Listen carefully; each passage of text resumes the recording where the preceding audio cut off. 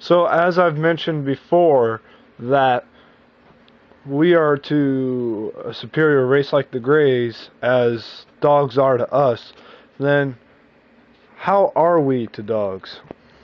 Well, first let's try to get an understanding of dogs better. Now everybody's always wondering what dogs are thinking. Do they think full sentences, or are they so simple that they can only think of chain of commands and follow things in a simple regiment? Neither, actually. Most dogs, in general, when they think about dinner time, they don't think, okay, I'm hungry. They're not staring at you, wagging their tail when you look at them, thinking that, hey, I'm hungry. Hey, I'm hungry. No. Rather, you got to remember that dogs are limited to not being able to have voice boxes. They have tongues and lips, but they can't produce sounds in language. Well, they can produce sounds, but they can't produce language or any sort of language learning. But they're not unintelligent either. It is rather that a dog imagines images and smells and tastes.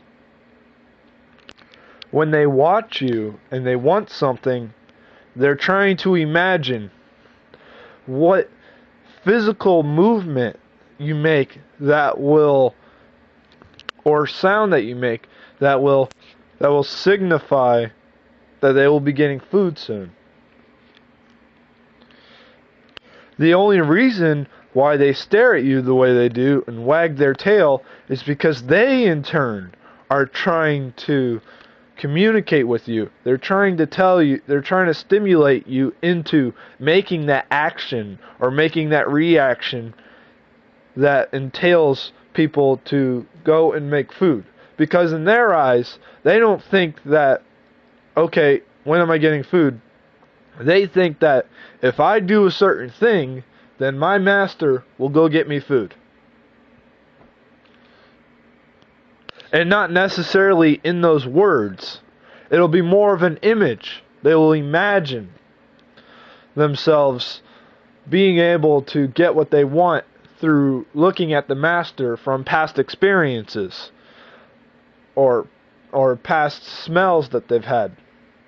Which is why they'll even, and when trying to track something down, they'll remember a certain smell and they'll try to find that smell. It's a completely different type of sophistication. Why, certainly they are intelligent. They are at a completely different understanding, just as we are to the Greys. A completely different understanding, a completely different way of looking at things, and a completely different way of associating them mentally. So even though by our standards it may seem like they're thinking, okay, I want you to do this, so I'm going to do this. It's really more like, I imagine myself doing this will have the same result as it has before. Which is why in a scientist experiment by V.S. Ruzanoff, who was studying electrophysiology in the brain, who was basically setting up wiring dogs to a radio transmitter at a particular time every day for a couple weeks, administering their brainwave patterns. And when he was doing this, one week he decided to bring in some people, completely by accident. And the dog that was scheduled for testing, named Lo, rather than administering forms of rest and relaxation, the dog quickly started to send off patterns of working, of making things happen, showing that the people walking into the room created a sort of behavior inside of him, a train of thought. And as he continued his studies, he then taught a dog to come into the room to expect food and salivate whenever he flickered a light. So every day at this particular time he flickered the light, and instead of coming at the flickered light at one point in time, the dog came at the time. The guy tried to change up the time to see if the dog would come at a different time, and only come because of the flickered light that went off every time there was food. But instead, it was a bit more like an internal bitmap, where the dog had a mapping out of all the happenings throughout his day, and he repeated those happenings again the next day, where he then pinpointed that time of the day and returned, because he knew that it was at that time of that picturing that was when he got food, and now he'll be able to get food again at that same time. And the dog didn't care about the light. But one of the major problems with trying to understand dogs is the fact that everybody spoils their dog with showering them with lots of attention all the time. And because they do that, the dog demands it more. The dog worries in images. It has images of you doing things like fluffing the pillows, where when you're sitting down at the couch, that it got attention. And now when it wants attention again, it has all these thousands of images where it can get attention. So they become spoiled. They get to the point where they think that they can get attention anytime, because they have images of them getting attention anytime for every little thing that you do. During any little thing that you're doing, you give them attention. You're eating dinner, you reach over to give them attention. So now they're going to keep coming to you. They're animals of habit. Now, because we spoil them, when they try to predict when we'll come home, they will pace more, because they demand more. They demand attention, and they're circling around their little pin, and they're not getting it. But there's no one there to give it to them. So they try to imagine, okay, when will I hear?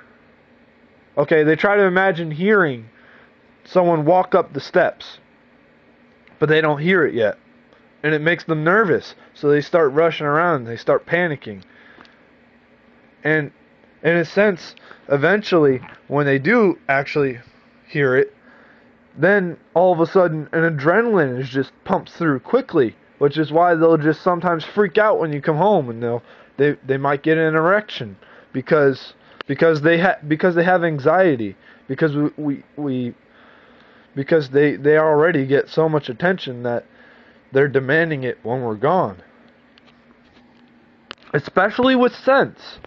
In a house, where you put them anywhere in the house while you're gone, anywhere, they're going to still be able to pick up your scents. Your scent is on everything in the house. It's on everything in the room that they're in. It's on everything in the cage that they're in, or the room that they're in. And when they pick up those scents, it's just furthering that panic. Because, okay, I smelled this smell when my master was here. Now he's not here, and I'm still smelling it. He must be here, but I don't see anything. Where is he?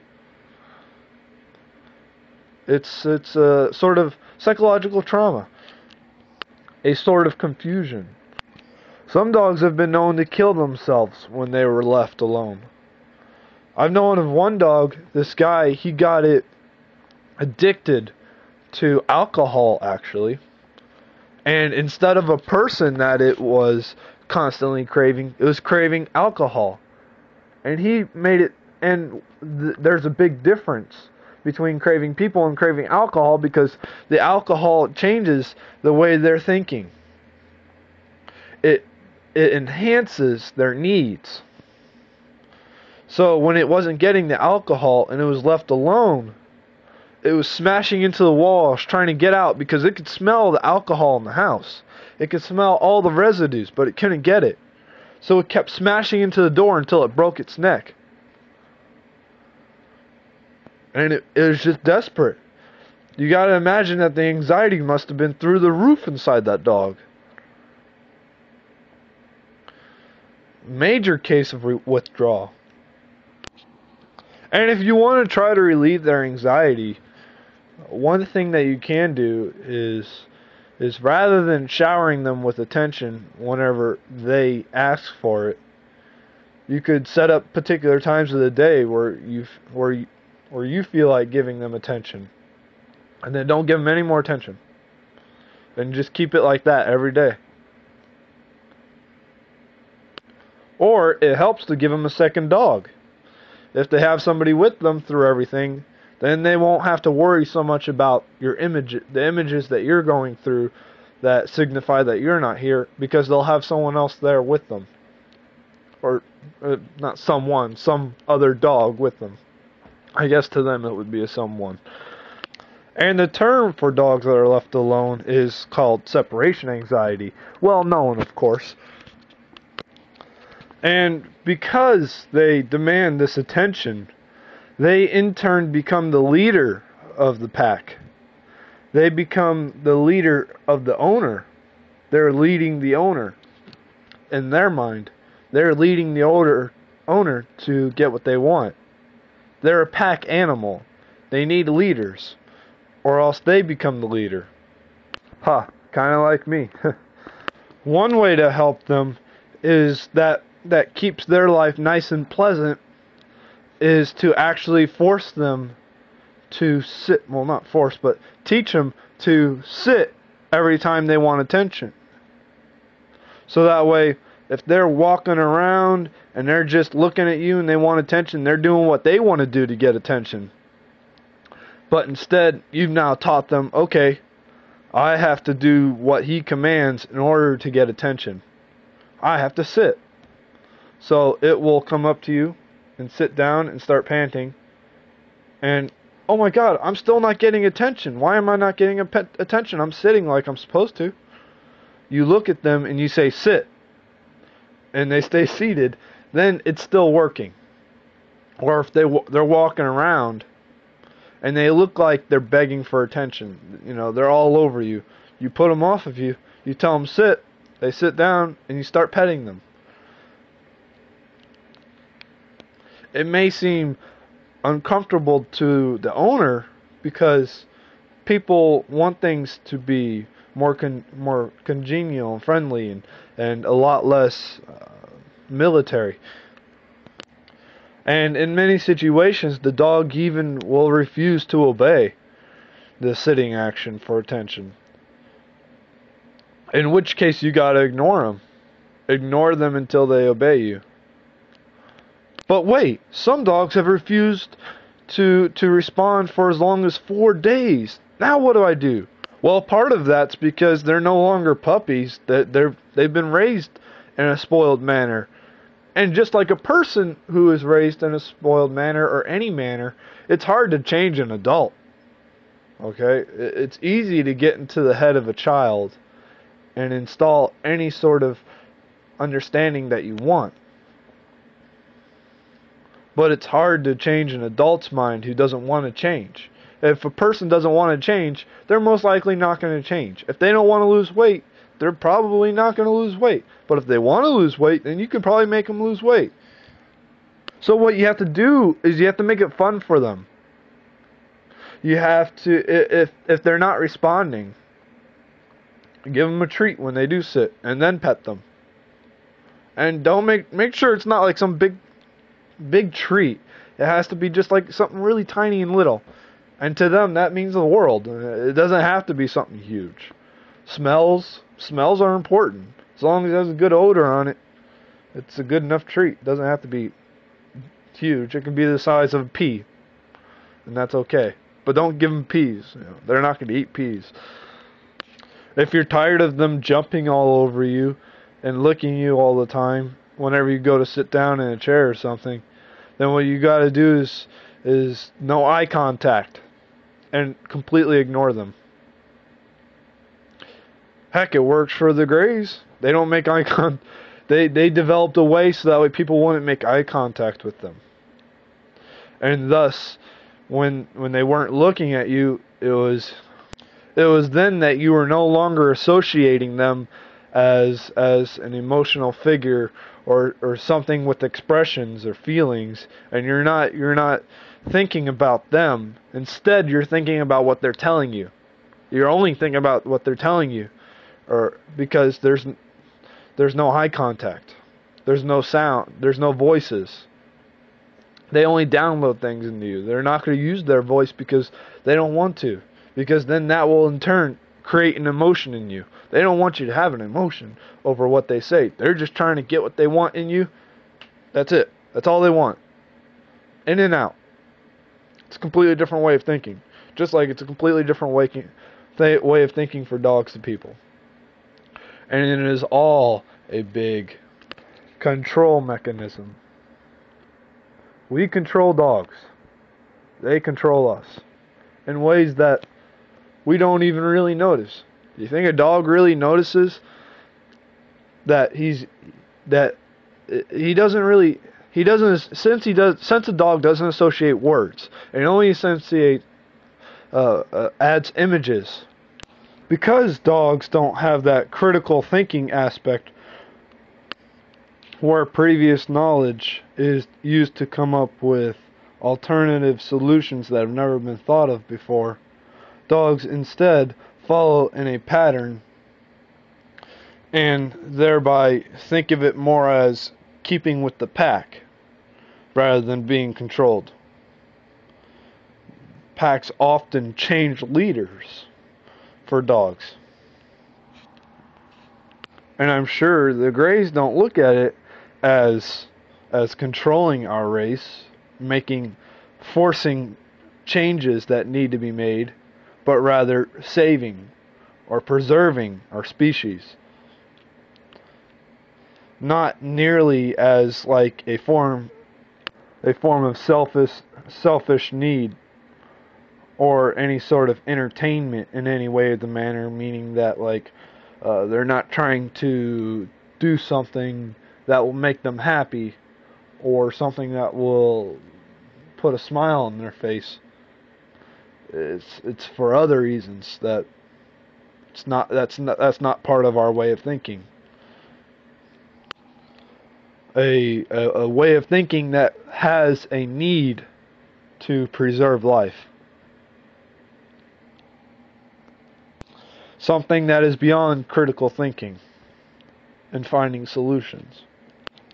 Just as a master must study and observe his dog to take advantage of the dog's likes and dislikes and inclinations, to teach them tricks and teach them how to behave in a manner that will not create anxiety when they leave. We must also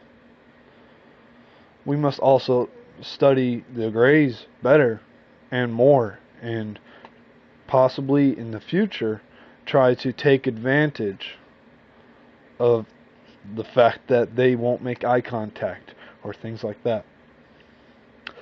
So that way we can try to ensure that they're not going to screw us in the end. That they're not going to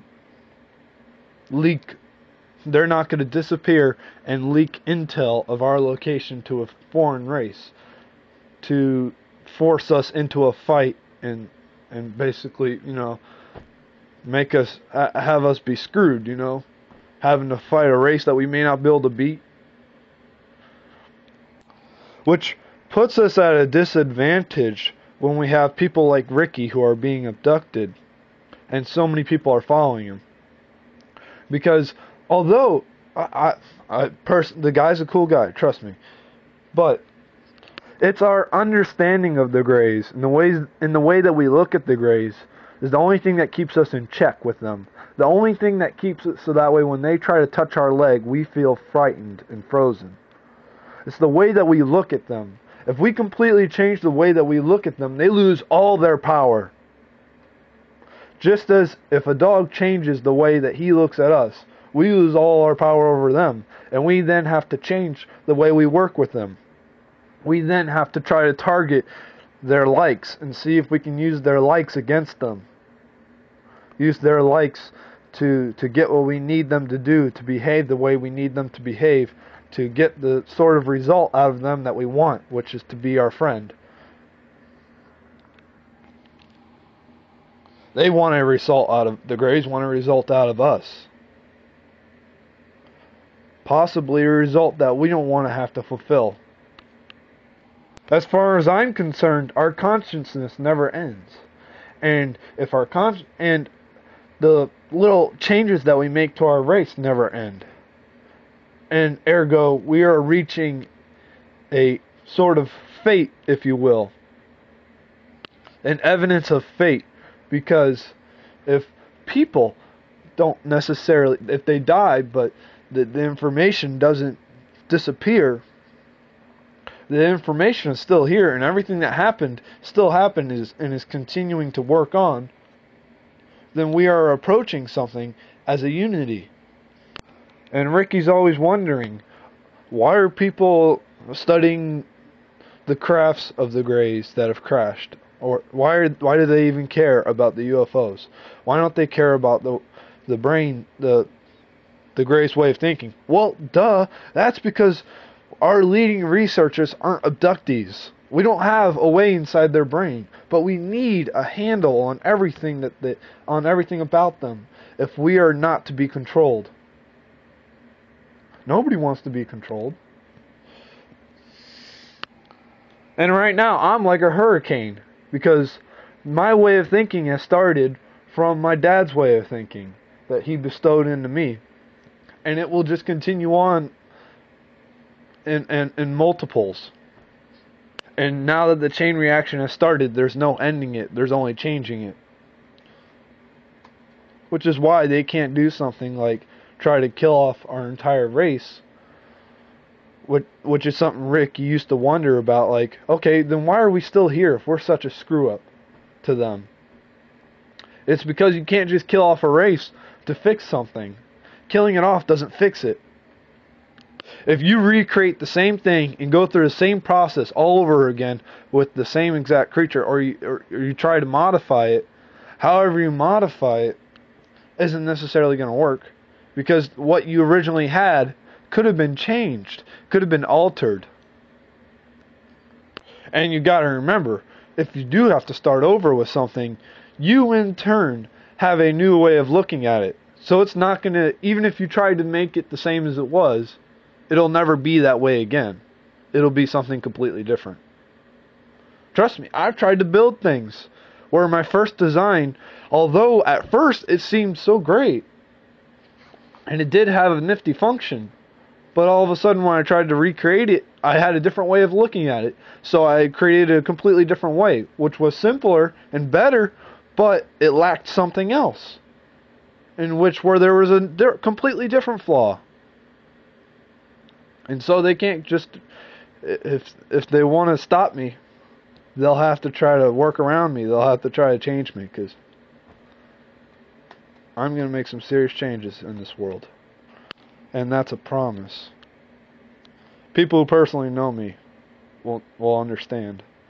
And if you think about it, the only way that they can change what I'm trying to set into motion, which is a full, healthy understanding of our origins, in which we can further space exploration. But ironically, the only way to really change me is through their abductions, what they're telling people like Ricky. Which is why no matter what, I'm going to still be speculative about anything Ricky says. Because even though he believes everything to be true, and says and sees it as everybody else being ignorant and misguided, he in turn is taking direct advice from something he knows nothing about. Which is why I want to know everything about the past.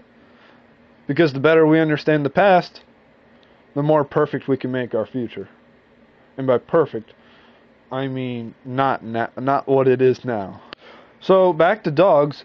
A dog's mind must be led, or else it doesn't respect its teacher. And a lot of trainers will tell you that it's actually better to pretend indifference, to pretend to be something else with your dog.